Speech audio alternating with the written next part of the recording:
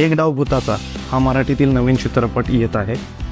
या चित्रपटामध्ये मराठी सिनेसृष्टीतले दिग्गज कलाकार आहेत। याचा ट्रेलर नुकताच लॉन्च झालेला असून या ट्रेलरमध्ये सिद्धार्थ जाधव अर्थात मदन एक अशी व्यक्ती आहे ज्याला भूत भटकणारे आत्मे दिसतात। मकरंद अनासपुरे एक आत्मा आहे ज्याला अतृप्त इच्छा पूर्ण करायची आहे आणि तो त्याच्या भोवती त्याची इच्छा पूर्ण करण्यासाठी फिरत आहे असे या ट्रेलरमध्ये दिसतंय।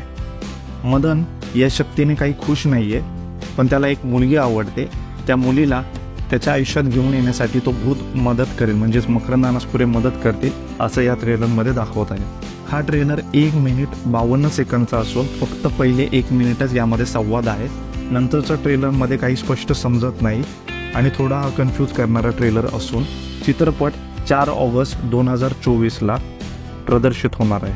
चित्रपटाचे लेखन आणि दिग्दर्शन संदीप नावारी यांनी केलेलं आहे।